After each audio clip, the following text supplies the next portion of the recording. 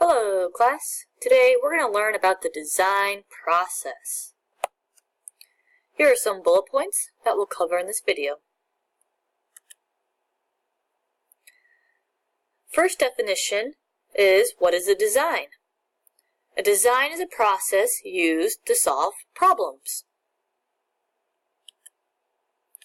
Our next definition, let me scoot this up a little bit, is what is the design process? The design process is a strategy for solving problems in a systematic way through using constraints and criteria to come up with several ideas and then narrowing down your ideas to one final design. There are many different strategies that companies use for their design process. I'll show you a few and then home in on the one that we'll use in this course. So here are just some examples, and I'll stop at the one that we'll use. Okay, so this is a critical slide to write down. If you need to press pause, I would do it so that you can write down everything on this slide. And then in the following slides, I'm going to explain each step. Alright, the first step in our design process is solving a solution. Is to actually define the problem first. There's no point in finding a solution if there's not a clear definition of a problem. So during this phase, you'll come up with constraints and criteria to your problem. Later on, we'll go into more details about what is a design brief, which is essentially a written plan containing your constraints and criteria. You don't have to memorize the yellow polygon. Just know that if something doesn't work out or it's not justified, you may have to repeat a step in the design process. The next step is generate concepts.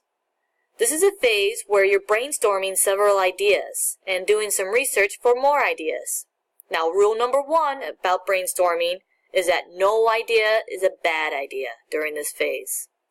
And we'll go more in depth about the decision matrix later. But essentially, it's a tool to help you make decisions between the ideas you came up with during the brainstorming phase or during this phase. Now there's that yellow polygon again. Now only if you needed to repeat a step, you can do so. Now we're at develop a solution. This is where you decide on one idea from your brainstorming and you start developing sketches on how it's going to work. The sketches you create are called technical drawings. Now, technical drawings contain information that you need to make the product, like, for example, the size, shape, and material. In this class, we'll not only do sketches, but we'll learn about CAD and do it on the computer instead. A lot easier.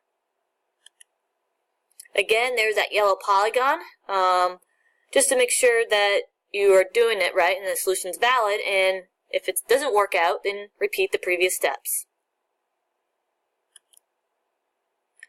Now we're at the construct and test a prototype. So you're actually building your design to see if it works. This is similar to what we did during the first couple of days of classes, where you were building prototypes and testing out your design to see if it works. Once again, the yellow polygon, just to justify if your idea works. If not, then repeat one of the following steps above. Now the second to last step is evaluating your solution. Once you build and tested your prototype, do you need to make some modifications to make it better? Or just to actually make it work and function? Again, here's the last yellow polygon for repeating any steps.